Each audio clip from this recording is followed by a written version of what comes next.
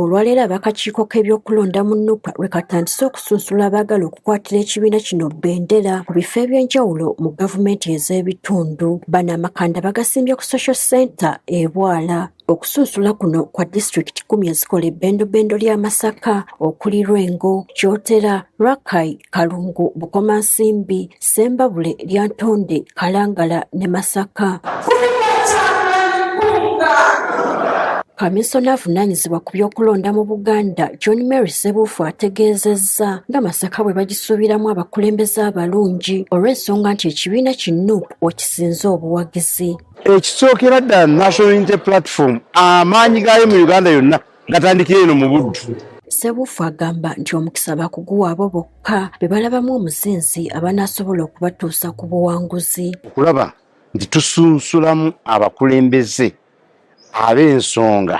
Ssentebe w'akakiiko kano Harriet Kyemutayi agamba nti bagenda kulaba nga bavuganya ku kifo kimu bakkaanya kyokka era n'alabula abo abagenda bagamba nti baaweebwa dda kaadi nti si kituufu. So we are here, the chairperson, who is myself, decided to come particularly to Masaka to handle this issue. Alex Lwanyaga, omuwabuzi w'ekibiina ki Nuupu ku nsonga z'ebyokulonda, agamba nti abaavuganya ku bwannamunigina omulundi oguwedde si baakuweebwa mukisa. Baasizinga okuba party members naye balina okuba nga bakikoze nga bazizza obujja nga bafunye kaadi eyitibwa readmission.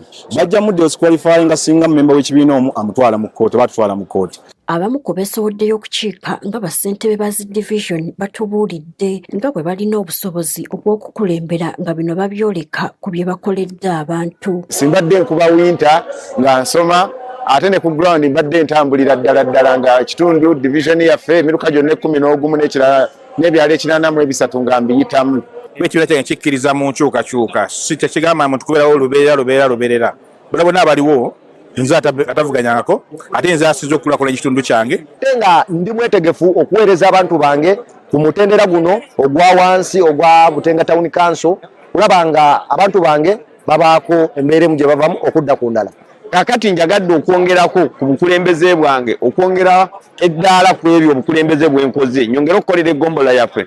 Abalala abeesowoddeyo okuvuganya ku bwa kansala batubuulidde ng'ekibiina bwe kiteekeddwa okubeesigisa ne kaadi olw'obusobozi bwe balina obw'okukiikirira abantu baabwe. Ebisaanyizo byonna mbirina, emirimu ngikoze bulungi era ndaba omulonzi wange eyo siraba nsonga lwaki asobola okunyima okuddamu okunnonda okuddayo okubakiikirira. Ebintu ebiruma kasensero anya ebintu ebiruma bannakyebe naddala ebikwatagana n'ebyenvuba kubanga ye soosi yaffe ey'ebyenfuna. Vekuteekadde bannaye enteekadde evaamu amata matono ddala yenze omuvubuka omuto agenda okubaweereza.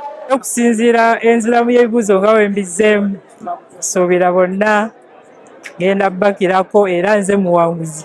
Nti obukulembeze obubaddewo bingi bye butaatunuulira betwagala okusitula mu mbeera okulaba nti omuntu wa bulijjo aganyulwa mu bukulembeze ate n'ezo ssente za gavumenti nga bwe zijja basobola okuyamba ebitundu. Akulira Kkunga mu bitundu bya Masaka West Charles Kirumira ategeezezza nga basuubira okufuna abakulembeze abasaanidde ng'olwaleero abasobye mu 1700 be basunsuddwa. Tulina abakandidates abasoba mu 1700 okuva mu Greater Masaka abeesimbyewo abaagala okuvuganya ku bifo eby'enjawulo. Lino ebbugumu lye tufunye tukakasa ekibiina kyaffe kiri bulungi. Gertrude Mutyaba, Agafeeyo ku Spark TV.